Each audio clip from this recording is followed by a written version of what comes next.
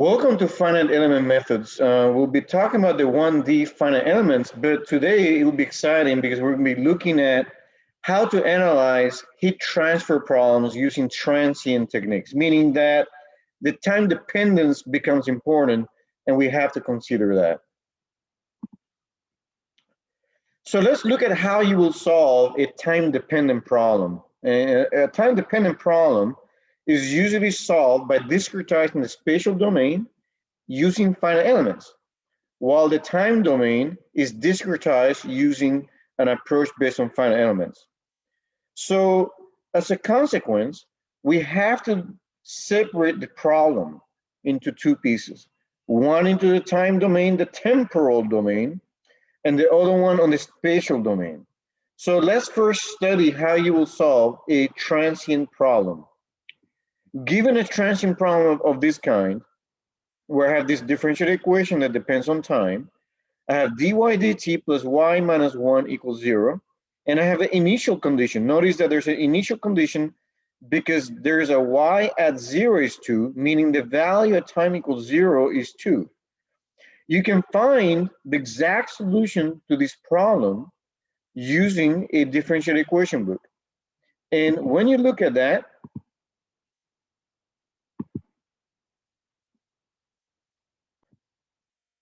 so we can open a book and we will find the exact solution to this problem, which will be y at t equals 1 plus e to the minus t.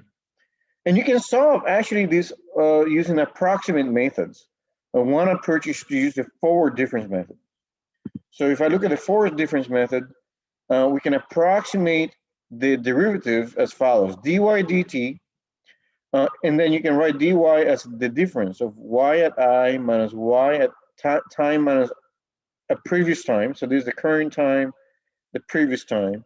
And then you can divide that by the step increment, dt. So the current time minus the previous time, that'll give you the change in time and the change in the value of y relative to those corresponding times.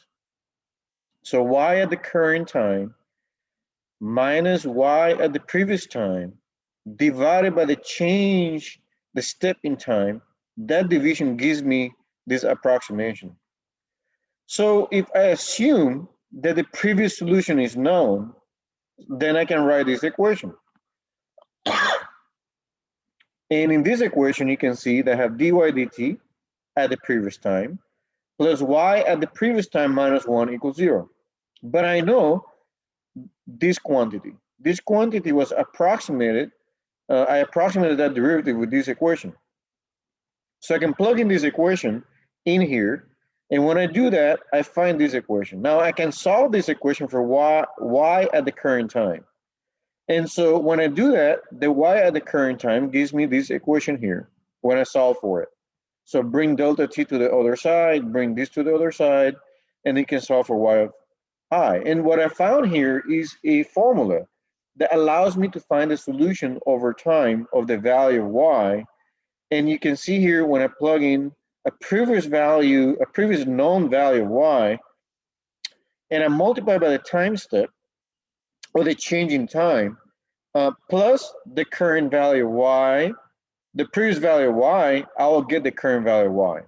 So let's look at how you will do this in Excel. So in Excel, you provide initial time step, or the initial value of t. The initial value of t is 0. Then I calculate the initial value of y. And in this case, we know the initial value of y is 2. I'll call this the previous value of y.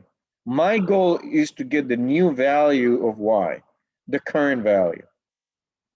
So if I use a time step of 0.1, meaning I'm going to change time, I'm going to look at time over 0.1 increments in seconds, say, then what I can do now is the new time then is 0.1 plus 0. So that's my current time, 0.1 seconds. And I can plug in 0.1 from the time step increment here. I know the previous value of y, which is 2, and the previous value of y is 2. I can calculate this equation here, and that'll give me a new value of y, the current value of y, which is 1.9. The exact is obviously 2, That's what we have. And the error is basically close to 0%. So I can now time step forward, and I will use now my next increment becomes my next time step becomes 0.1, because I have a value of 0.1 plus 0. This new current time, which is 0.1 seconds, becomes the previous time, which is 0.1 seconds. The previous value becomes 1.9, which is taken from the previous step. So I'm time marching the solution now. The time step is 0.1. So the current time now is 0.2 seconds. I will plug in the change in time from 0.1 to 0.2, which is 0.1. I plug it in there. The previous value is 1.9. I plug it in there, and I plug it in here, and I get a new value of y. You can see that there's a difference against exact solution 0.0025%. I can now continue this process over and over and over, and I can find what y is as a function of time. You can see the value of y as a function of time is close to the exact solution, but the error is increasing slowly. But it's pretty good. It's doing a good job of finding the solution over time. Rather than using this approach here, which is to open a book and find the exact solution, we can use a numerical method instead and able to find the solution as well. So let's look at how you'll approach the backward difference approach. In this case, we'll assume that the current solution is known. So here I assumed that in this differential equation, which came from here, that differential equation, that differential equation was true in a previous solution. But now I'm going to assume that the current solution is known. So I'll plug in the approximation now, but the approximation now is written in this manner: y at the current time minus y at the previous time divided by the change in time is equal to this. Well, in this case, I'll plug this equation relationship in here, right? And I have the y of I there, minus 1 there equals 0. I can now solve for y of I. And when I do that, I get this equation that looks different from the previous equation. But the same idea, I know the change in time, I know the previous value of y, I can calculate the current value of y. So here you will see that I start with a value of time equals 0. The initial value of y at 0 is 2. The change in time is 0.1, and the current time becomes 0.1. So I've been able to advance the time like that. The new value of y can be calculated using this formula. So I have 0.1 there, 0.1 here, and I have the previous value of y. I'll plug it in, I get 1.91. That's how you will approach the problem, and we will continue then. We'll continue working through it. You can see here that the exact solution, and this here has very small error. Once I know this value of 0.1, I'll now use it as the previous value. And I know the previous value y from here, I'll use it as the previous value. And I'll time march the solution again. So this goes into here. Delta t, the change in time is 0.1. This change in time can be, you can change it to 0.05. You can change this time step. That's a user input. So I plug that in here, and the value of 0.1, and then I get the new value of y, which is not that far from the exact solution. So I can continue on and time march the solution over time, and you can see we've done that here, and the error is pretty small. So we can use now the central difference approach, and you can evaluate y at the midpoint now. So let's say I want to evaluate it somewhere in the middle. And so I want to evaluate this differential equation between the previous time and the current time, somewhere in between. So I can plug in the approximation, and I will note here that the value y at this midpoint is somewhere in between the previous time and the current time. So I'm going to say, okay, dy dt, and somewhere in the middle, right, is the current time minus the previous time divided by the time step. But here, I'm talking about using, for this equation, I'm talking about using the midpoint between the previous time and the current time. If I do that, I plug this equation in there, this equation in there, and now I can solve for the current time step. And that gives me this equation here. Again, I can use the same approach, which is to program this into Excel. And you'll see the error here becomes way smaller. I'll show you that in a second. So if I use the previous time, which is the initial time step, or the initial time, or the initial value condition for the problem, boundary value problem, I put there a 0. The delta t is 0.1. And notice here that the initial value y is 2. So I plug it in there, and the 0.1 goes in here. So that gives me a value of y of n of this. That's close to 0%. But look at the error as I time march the solution, and I invite you to do this in Excel, and you should have this available right now for you to program if you wanted to. Pause it and kind of do it yourself.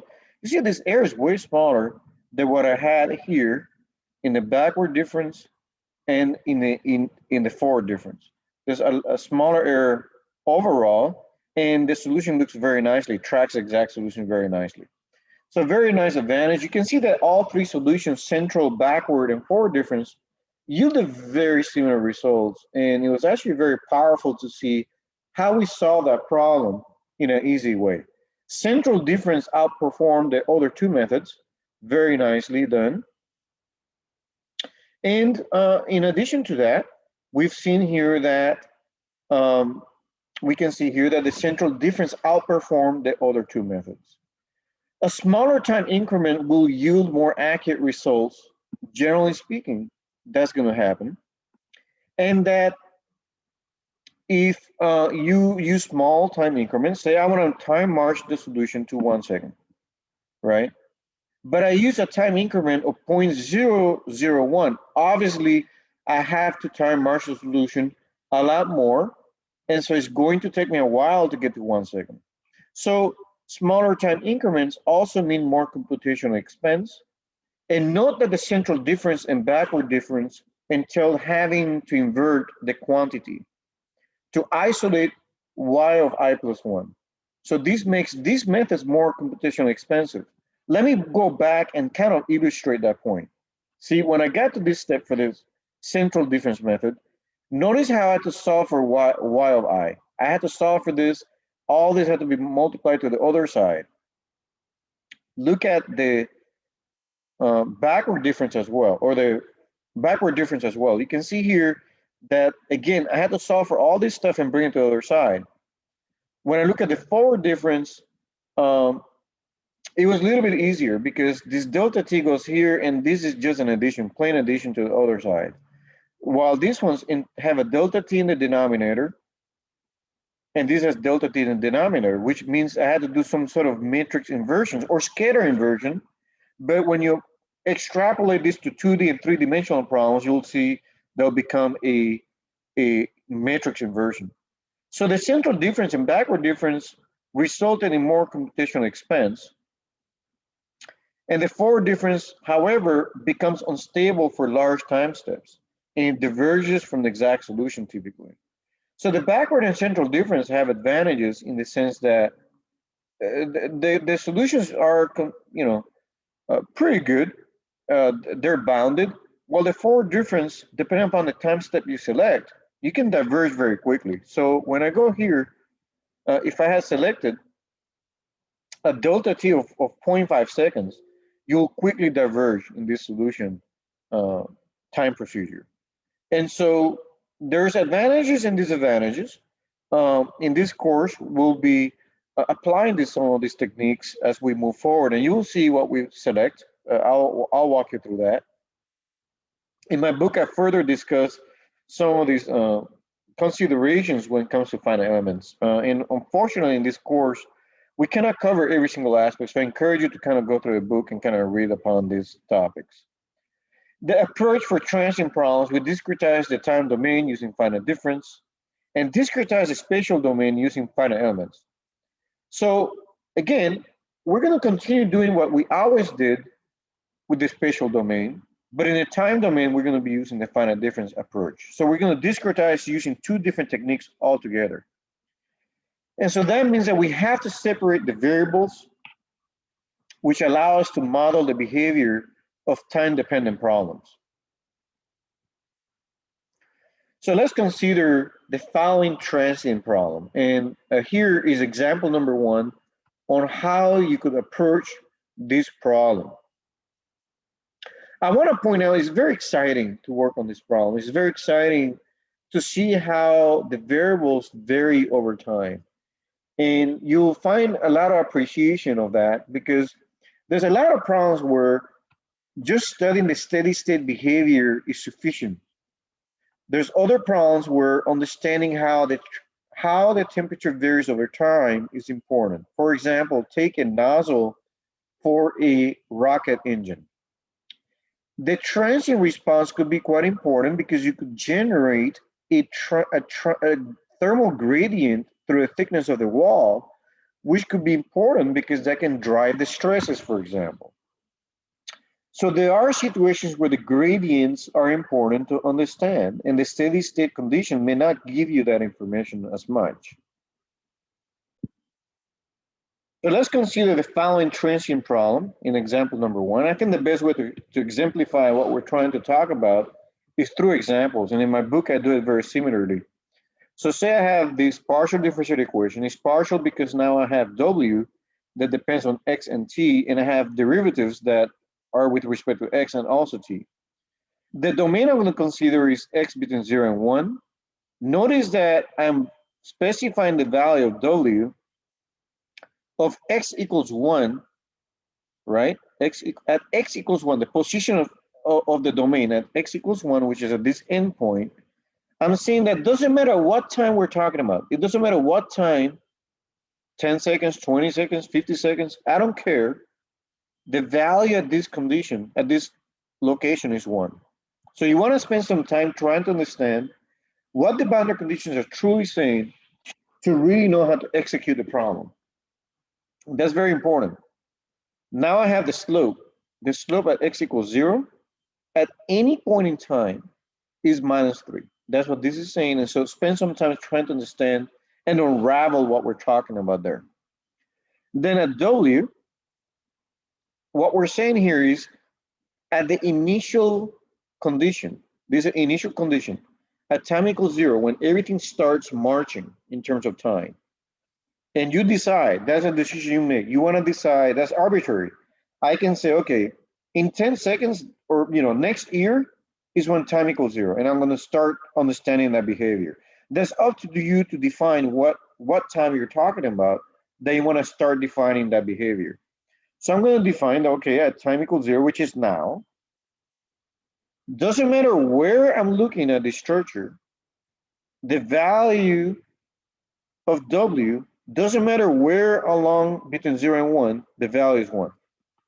So I'm saying that the value of W is 1 at time equals 0 at every point between 0 and 1. That's what this is saying. So one more time, it's very important to spend time when we're talking about transient problems. So here again, one more time, I have this partial differential equation. The value of W at location 1 at any time, doesn't matter what time, 20 seconds, 1 year from now, the value is 1. W prime, which could be the slope, I don't know. In this case, it's not a slope because this is more of a heat transfer problem. W prime is -3 at location X equals 0. Doesn't matter at what time, that's going to be true. The initial value of W at T equals 0 is 1, and that value 1 is true at anywhere in this domain. So those are the boundary conditions that we have for this problem. I hope you have absorbed the meaning of that. Now I'm going to take the transient problem, I'll multiply by V, and I'll integrate this over the domain, xi to xj. And so now I'll have to integrate by parts. So I definitely developed the strong form, now develop the weak form. Now notice how I have a second derivative. I want to lower the continuity requirements there on this one. This one I can leave alone. You can see when I do that, and you can do it at home. We've done this many times, many times. This is what you get, this equation here. And notice how the integration part was done relative to x. So that's why these boundary terms are only respect to x. You can see xj here and xi here. So this v here that I'm inserting here, that v does not depend on time. That's a variable we're inserting that depends on x alone. So integration by parts is going to cause that v to depend only on x, and that integration by parts results in this. Now notice how the boundary term does have time dependence, and that makes sense, right? Because w depends on time. So I have this equation now, and I'm ready to continue to work on what am I going to do to solve the problem. And to solve the problem, I'm going to use as an example a linear element to start with, to kind of show you how this works.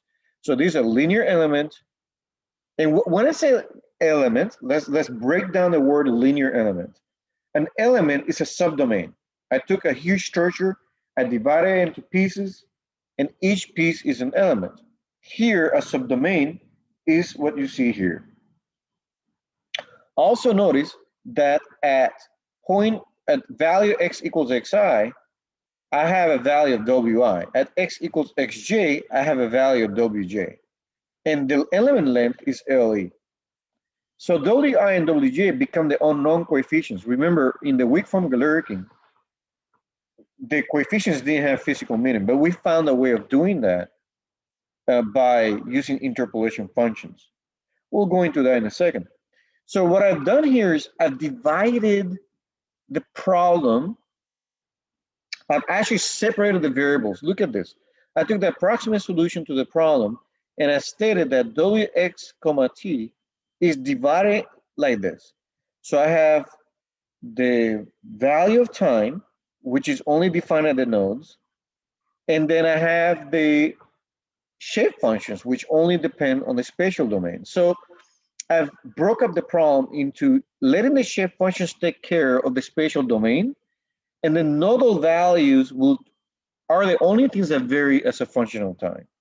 And that's very, very exciting because I'm now able to break up the problem in a way that I can approach it. Otherwise, how else will you approach it? And this is really cool. What we're able to accomplish here is extremely cool. Again, I've taken the function over this domain, which is I want to find this function, right? This is a differential equation. I'm trying to find this function that solves this equation. But I can't solve that equation using traditional methods because if I can't use traditional methods to solve an aircraft problem. It's too complicated the geometry. So let's break it up into small elements and let me approximate the solution W over this domain. And I'm going to use linear functions to approximate the solution over this domain. So what I see here, again, the nodal quantities will vary as a function of time. The spatial domain will be considered through the shape functions, or the basis functions, or trial functions in Riley-Ritz and weak form Galerkin. So the shape functions are the same that we derived before for a linear element. That does not change. I'll show you that we get that exact same thing. So for example, at x equals xj, this goes to 0. At x equals xj, I get ale. Ale divided by ale gets 1. You can see here that w at x equals xj gives me exactly the deflection there, but now that's as a function of time. That's the only difference. At this location, I have that this variable varies as a function of time.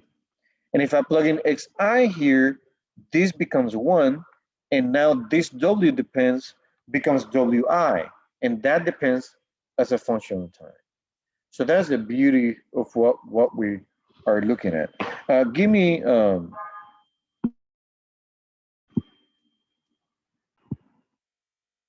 so yeah, so let's continue looking at this. So I've demonstrated to you that I've performed a mathematical miracle, basically.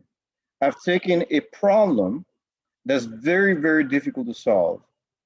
And I've broken it up into small pieces that I can handle. We can handle that.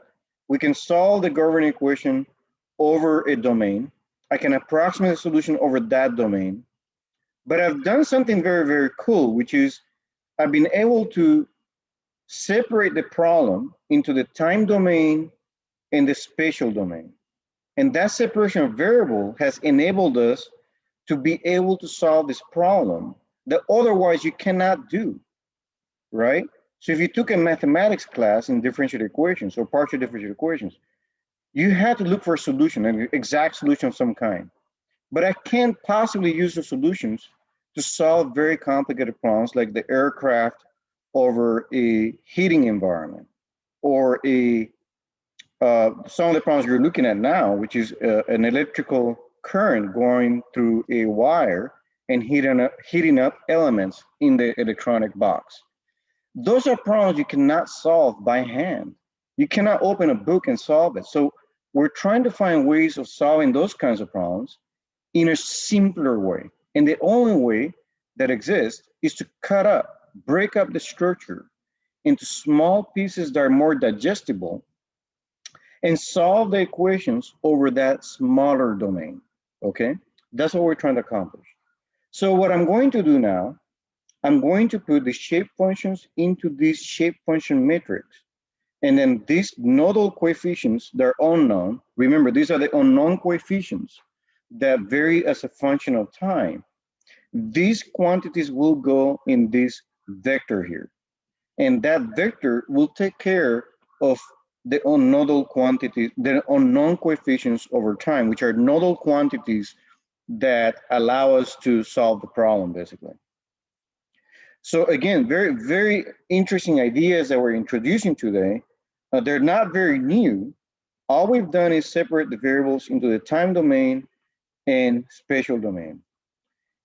And in my book, I provide few examples on what we're discussing, and I invite you to go ahead and kind of read those chapters on the transient analysis. But for this particular lecture, I'm demonstrating the concepts using examples because I think it's the best way to kind of go through that. But I do think you want to kind of understand the theory behind it a little bit more. So now that I arrived at the weak form, I apologize. This is not the weak form Galerkin. This is the weak form of the problem. My goal now is to substitute this approximate solution into the weak form. And to do that, I have to now also consider this V as well. So we know what to do with V. We learn how to handle that. And that's very exciting, right? Because it's our first time really dealing with a time domain problem. So let's look at this. W at x comma t is n bold, d bold. So the matrix times this vector. We also have this derivative. Look at this derivative. This derivative has to be taken with respect to x. And that derivative here has to be taken. So let's do it ahead of time in preparation for that process. And so when I take that derivative, you can see here that Wi and Wj do not depend on x. They only depend on time. So as a consequence, when I take this derivative, that derivative is taken respect to Ni and Nj alone. And so that's what you see here. That's what we've done, taking that derivative right there. Now that derivative is very easy to find. So what is the derivative of xj minus x divided by LE? Simply minus 1 over LE. And this one is also very easy, is 1 over LE. So very simple derivative, and you have this thing I'm calling B bold, D bold, which I've done before many times. So I'm putting the minus 1 over LE and 1 over LE into a row vector, and Wi and Wj into a column vector. That's what we've done here. Then I have the partial of W respect to time. Remember, I have to do that still. That's right here. I have to take that derivative. So you can see here, the only things here that depend on time is Wi and Wj. You can see here, we're taking that derivative. Ni and Nj do not require taking derivatives with respect to those, but Wi and Wj all do need to. We need to do that. So again, now I have M bold as my row vector because that's exactly what I had here. That doesn't change.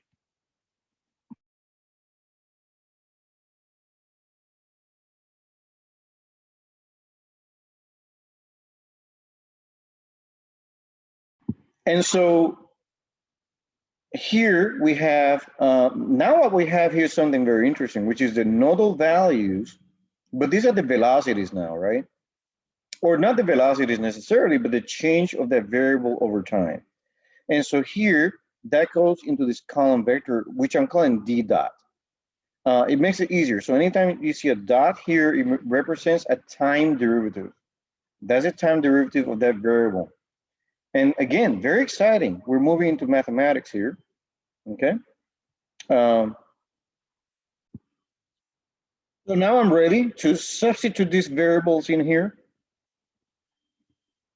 You can see here, we've done that here. So partial w respect to x, I know what that is. B bold, D bold.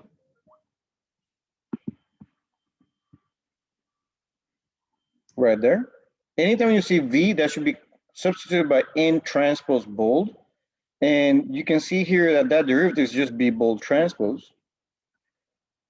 D bold factors out because it does not depend on dx. That's not part of that integral at all. You see this derivative of w with respect to time again showing up. We already know what that is. I had it here. That's N bold, D bold dot. And for V is N bold transpose. So that's that. And this term is this one. And the D bold dot is not a function of the integral. That comes out. Very nice. I mean, we're making really good progress here. It's very exciting, actually.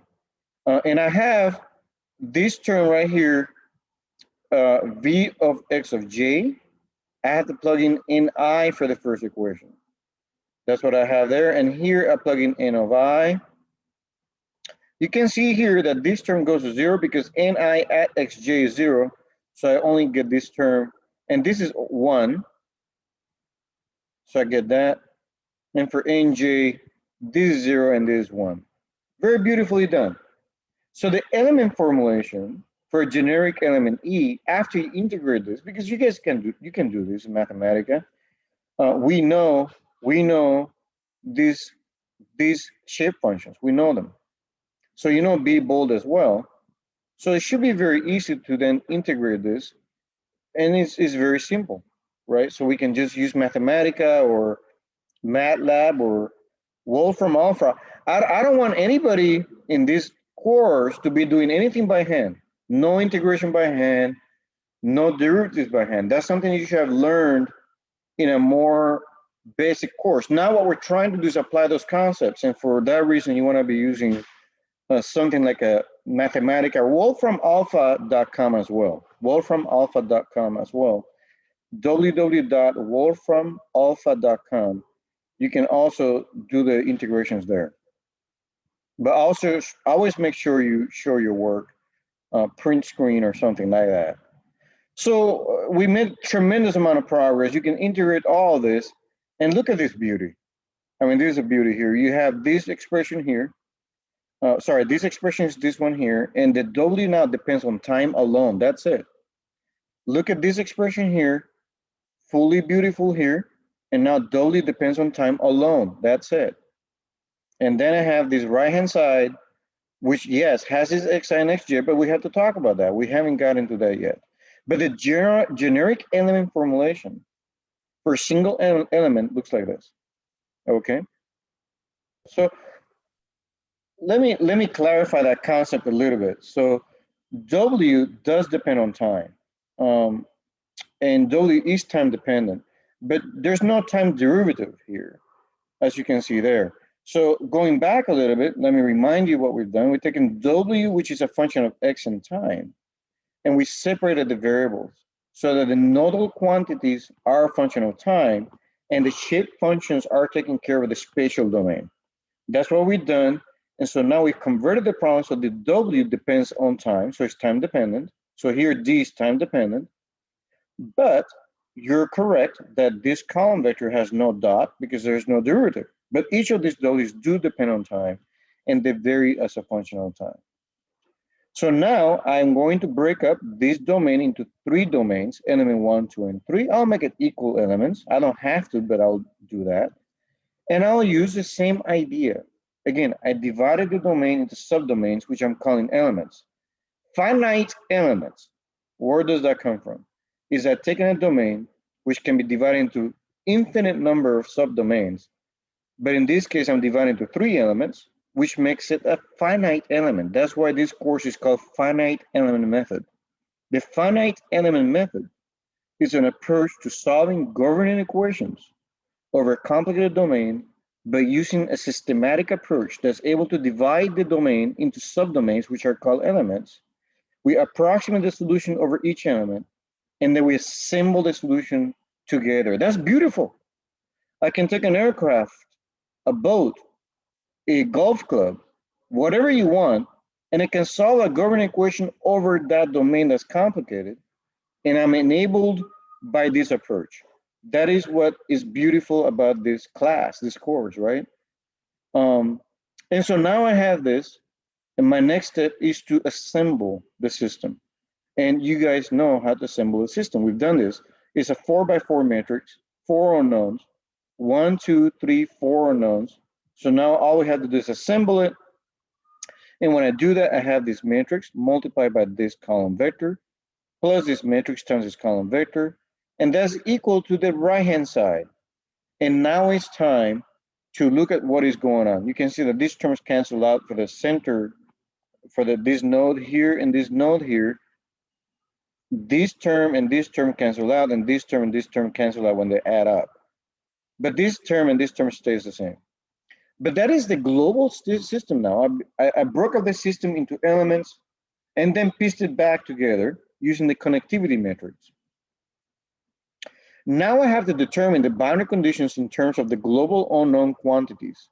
So what do I have here? I have W at x equals 1 at any point in time equals 1. What does that mean to me? What does that mean to me? So let's think about that. So that means that W at node 4, right? So this is the domain. X equals 1 is this node here. That node has this value of 1 at any point in time.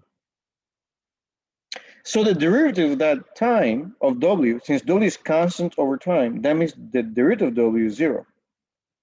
So that's something I had to figure out. Nobody told me that. That's something I noticed, that W is 1, that was given to me, but the time dependency of W at that node is 0.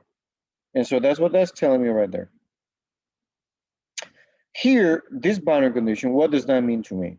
So W prime at x equals 0, comma t. Well, x equals 0 is this node here, W1, that's the one I'm talking about. So it's saying that the derivative respect to x, right, at node 1, so W1 prime, and at any time is minus 3. That is what that's telling us. That's what the boundary conditions are telling us.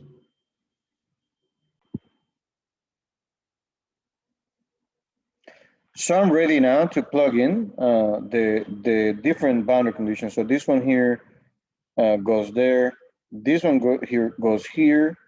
This derivative is going to have to go on the right-hand side somewhere. So that's minus 3 here probably. So let's see what happens. You can see here 0 there, 1 here, and 3 there. There's a minus 3 here. Minus times minus is 3 positive.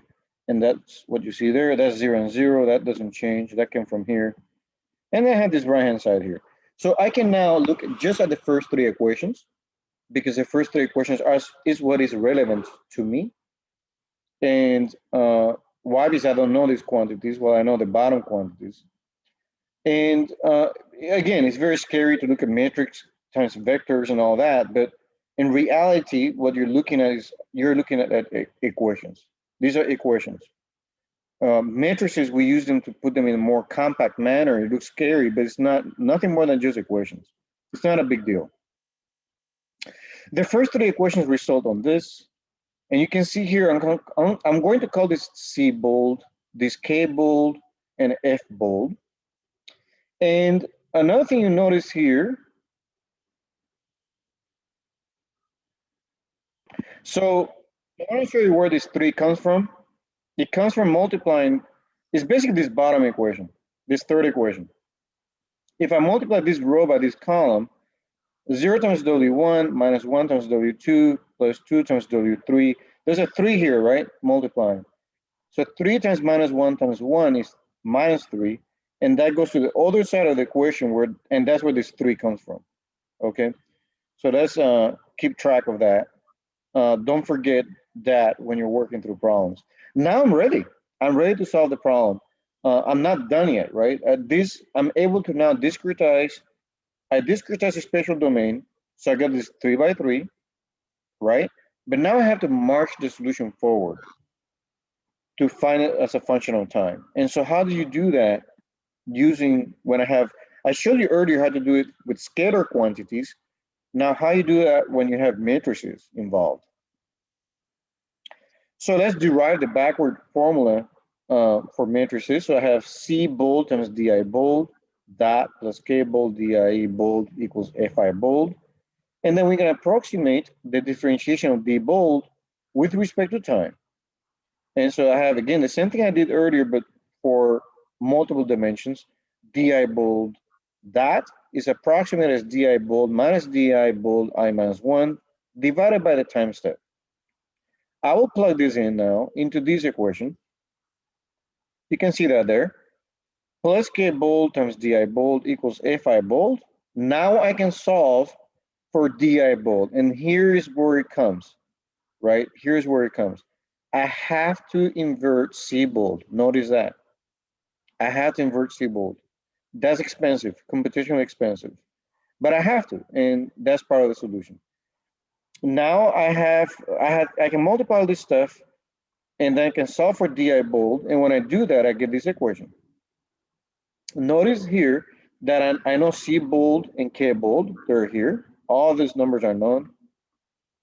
FI bold is fully known. I know this column vector. I know the time step. Multiply everything up, and then now you can find the solution in the very next time step. So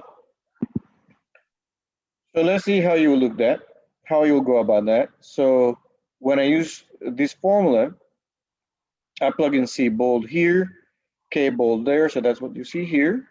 I have to multiply all this stuff out, but I have to select delta, the time step, I have to select that.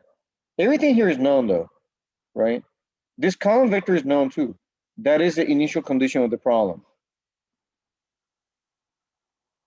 Okay, so what did the problem statement say? Now I have to apply, so previously I applied boundary conditions that have to do with the spatial domain. Those are the only ones I tackled.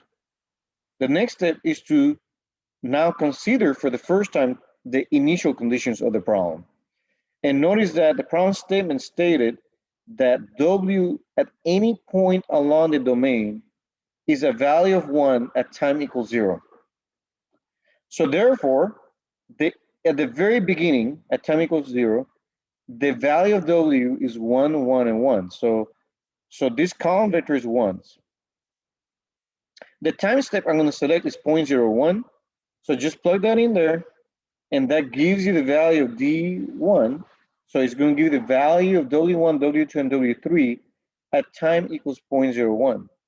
Once you have that, you plug this back in here, and then you can select the same time step. Just plug that in there. And then that gives you the value of W a little bit later. And then time march the solution over and over and over, okay? Let me generalize the formula a little bit more, and the recurrence formula will be modified a little bit more by adding this theta here, this theta here, this theta here, and this theta here. That is done on purpose. We do that to recover various time integration procedures. In my book, I derived this equation. I will not do that here today. And you don't have to memorize it either. You can open the book and just use it. At theta equals 1, you recover the backward difference method that I just used. And then depending upon what value of theta you use, you can recover various methods. So theta equals 1 recovers the backward difference. With known values of d naught, you can get d as a function of time.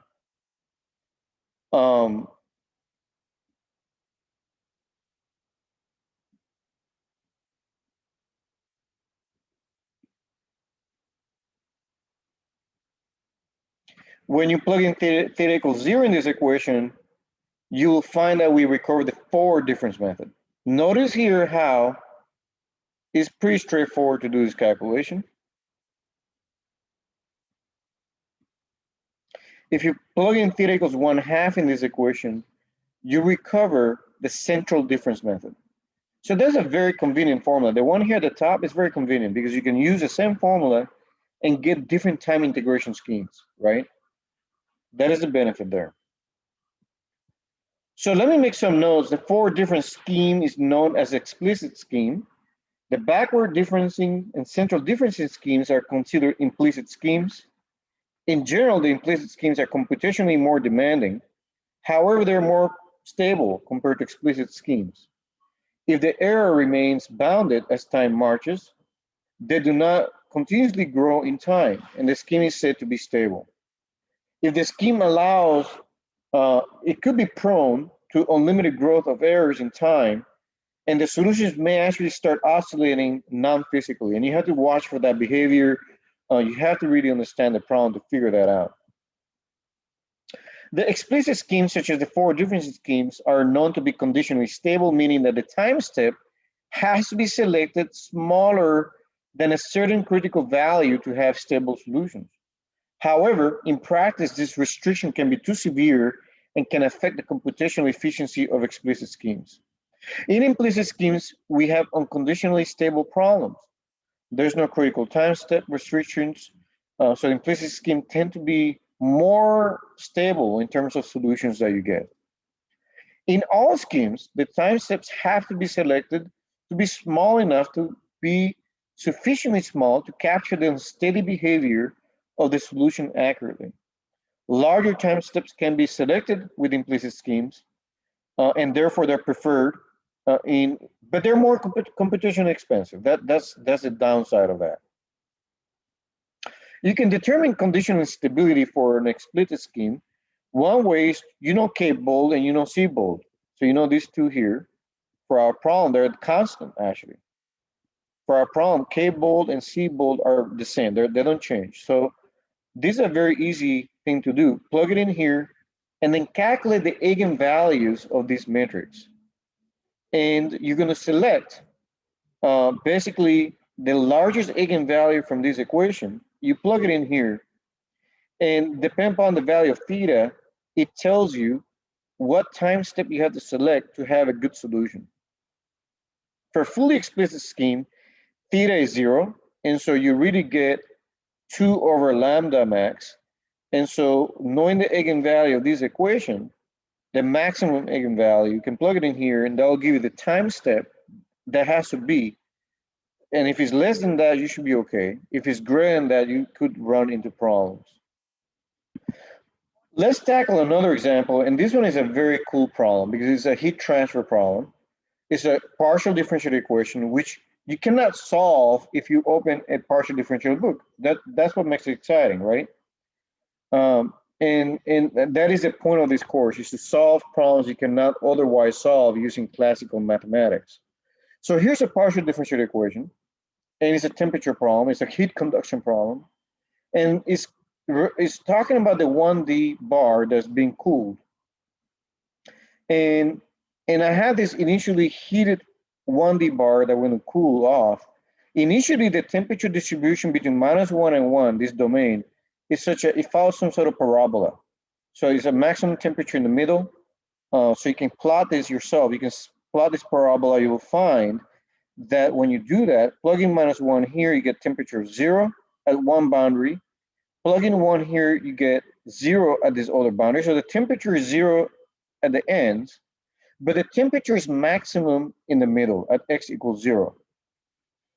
And so what we want to see how this domain behaves as a function of time.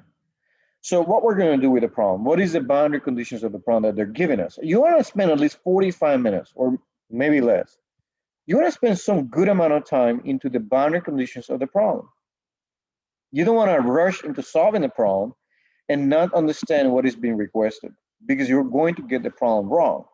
And a lot of applications that worked on in aerospace structures, aircraft applications, heat transfer applications, I see a lot of times where people rush into solving the finite element problem at hand, but they do not understand the initial conditions of the problem and the boundary conditions of the problem. And those two things can completely change the problem, can completely change the character of the solution you get, and it can be completely incorrect to the point that your design could be completely wrong. And so you want to spend a lot of time into those boundary conditions.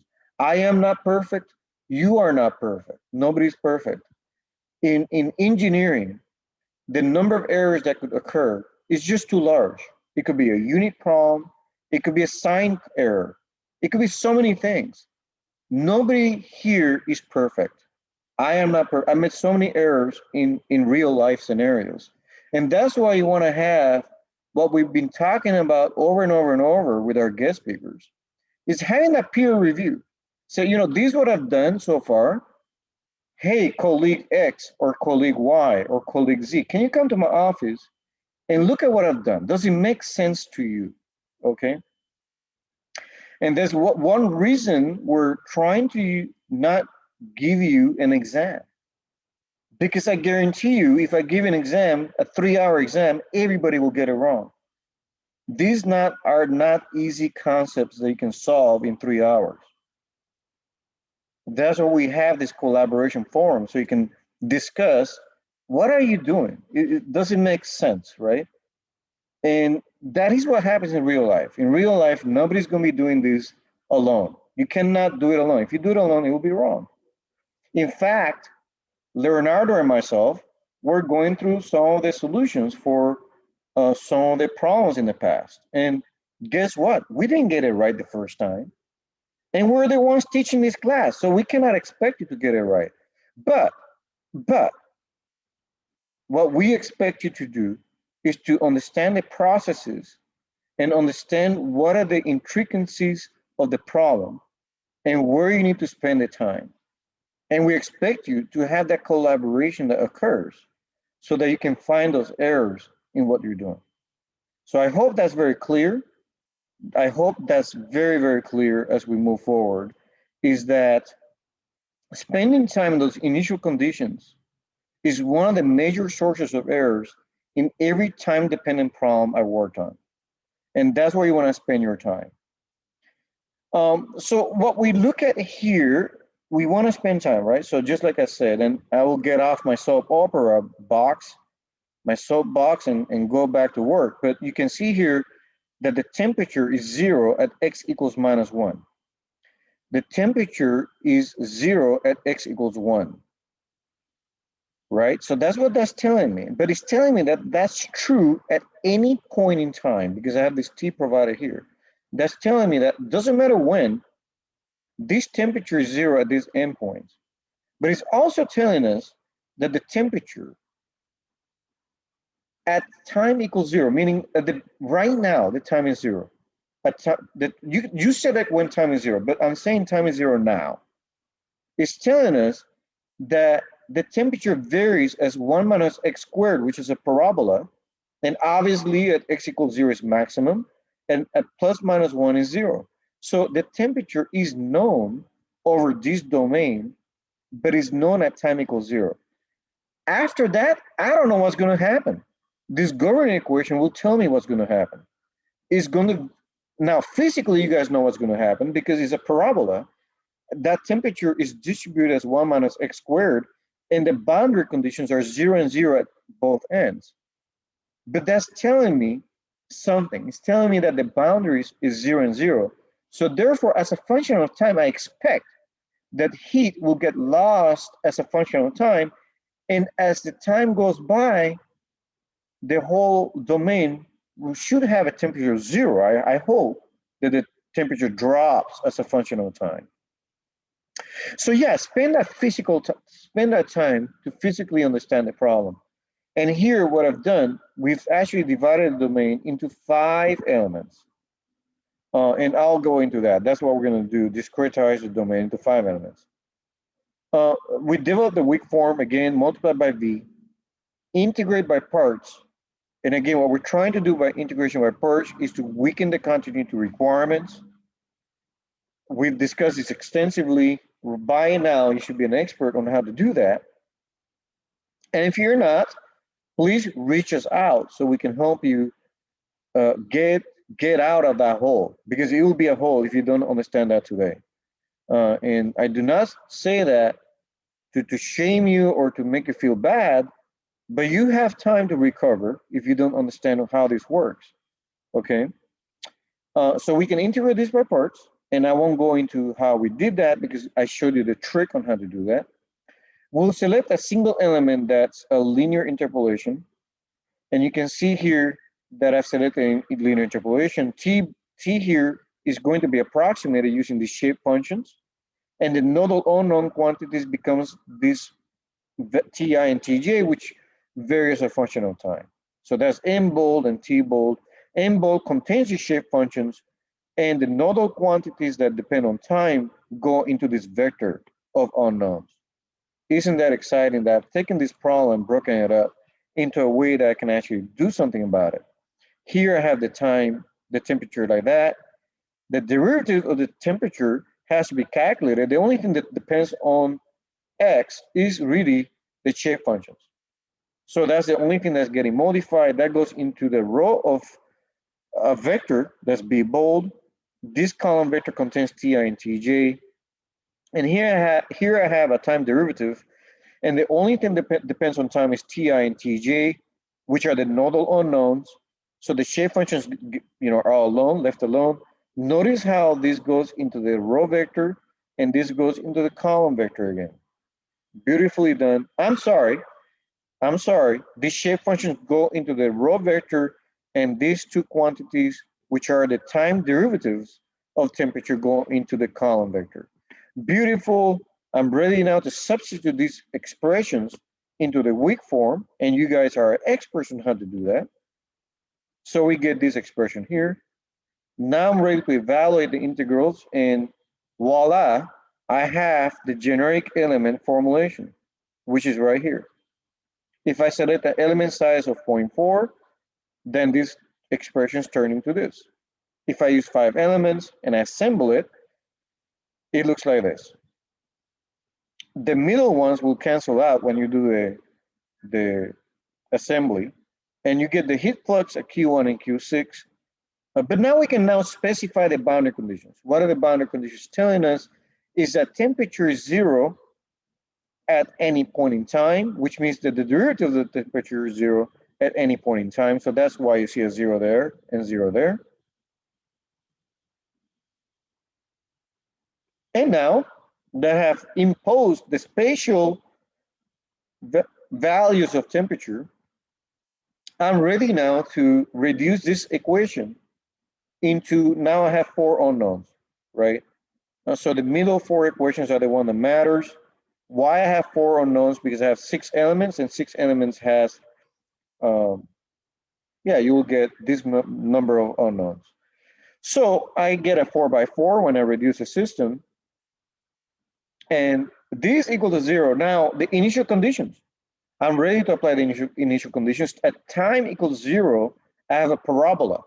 That temperature is 1 minus x squared, and now I can plug that in to find what the temperature is at time equals 0. With that information, I can now march the solution using this recurring formula. I'll use this forward difference this time just to make it different. Earlier I used backward difference. We will use the forward difference now just for fun, just so you can see how it's done, okay? And that's exciting. Now I have this.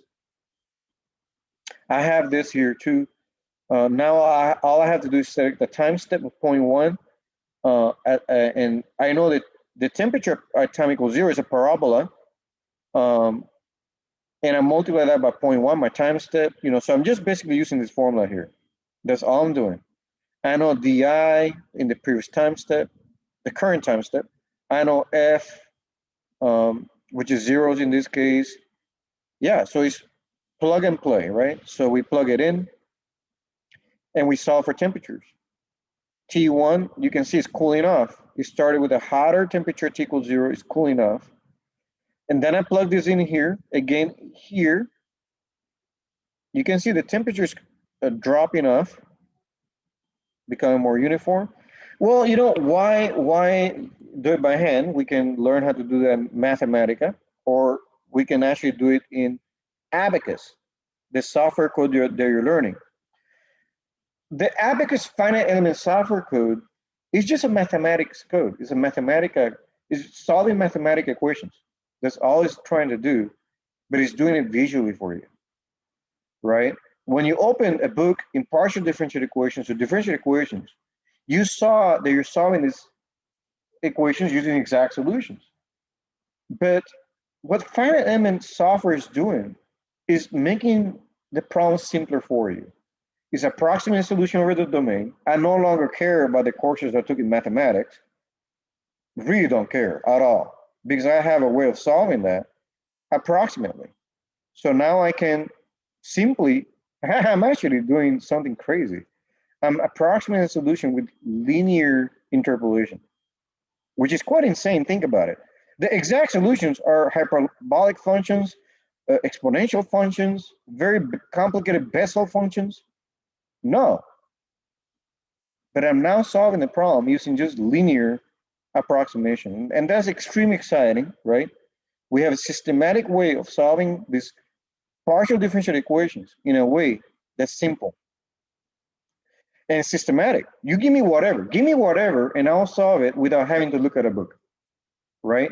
And that's the exciting part about what we're trying to achieve in this course.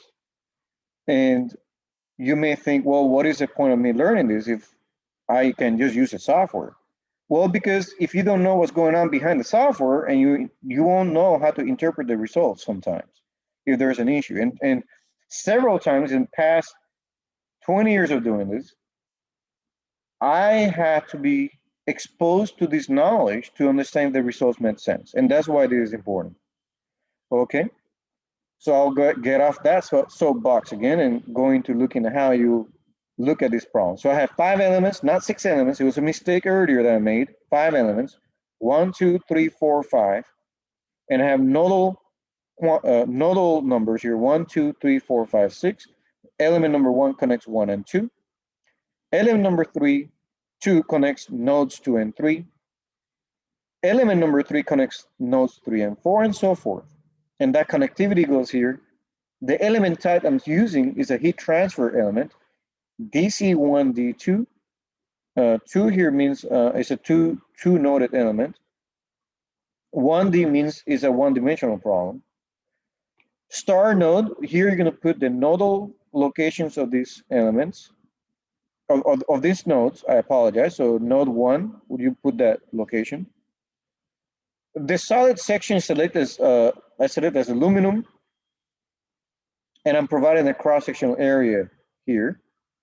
You can then provide the conductivity,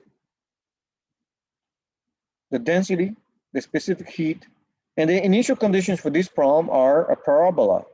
So nodes 2, 3, 4, and 5 are going to have this initial condition. So you put star initial conditions to tell the software then the governing equation needs to be solved using those initial conditions at time equals 0. And the type is temperature because I'm specifying temperature quantities. If it's a solid mechanics problems, I'll show you what to put in there later, but we're looking at heat transfer problem. The heat transfer problem can be solved by specifying initial time step. I gave it a 0.01. It has to solve it over 2 seconds. And then these are just extra quantities I specified that I don't think I have to discuss now, but if you want to learn, you can open the Abacus keyword manual to further learn that. Here, I'm telling the software that, now you can see here 11. Abacus reserves a degree of freedom 11 for temperature, and that's why you see 11 there, saying that for node number 1, please take the degree of freedom 11, which is temperature, and set that equal to 0, which is what I need for my problem to satisfy these boundary conditions here. I'm also doing that to node 6. I'm also telling it that. So I got that. I'm ready to solve this equation. Say there's a heat transfer problem I had. I can actually take any governing equation and use Mathematica to solve, which is actually very exciting because I could have a partial differential equation that looks like that. Rho C divided by, I can divide everything by K. So I get this rho C divided by K is 1 for my problem. So you can actually select whatever value of rho you want, whatever value of C you want, whatever value of K I want. I don't care. As long as I get 1, I should get the same temperature behavior, which is quite crazy, quite insane thought there. Think about that for a second. Think about that. I'm going to actually pause for a second so you can think about that. And so now we're ready to solve this equation. And when we do that, we get almost very interesting results. So let's see. Over time, I'm plotting the different nodes. You can see here node 1, 2, 3, 4, 5, 6. They're all being plotted here. And you can see that the end nodes, which is red, nodes 1 and 6 are 0, which is great because those nodes were supposed to be 0. And you can see the middle node, which is green, and that's node right here, that's dropping over time, which is exactly what we want. And the extreme nodes also are dropping over time, which is exactly, it should drop to 0 because of course I'm holding this end and this end at 0, and you will expect that over time, the temperature drops. If I were to look at the heat transfer problem for a more general problem, more on, not just heat transfer, but more of a general unsteady ODE problem. It looks like it looks similar to a heat transfer problem. It takes this form. Although these coefficients could be different depending on what you're looking at. You can do the same thing, form the residual, multiply by V, or in this case, I multiply by W, integrate by parts, and then again, U is N bold, U bold, partial of N with respect to X is B bold, U bold, partial U with respect to T is N bold, U bold dot. Just simply plug that into your weak form, and that turns your problem to weak form Galerkin. Notice that where you saw W, I put N bold transpose, which that's why it resulted in this. And then you get this equation on the bottom, K bold, C bold, F bold, Q bold are all known. And all we have to do now is assemble the system next. So that concludes an exciting lecture on heat transfer and governing equations that depend on time.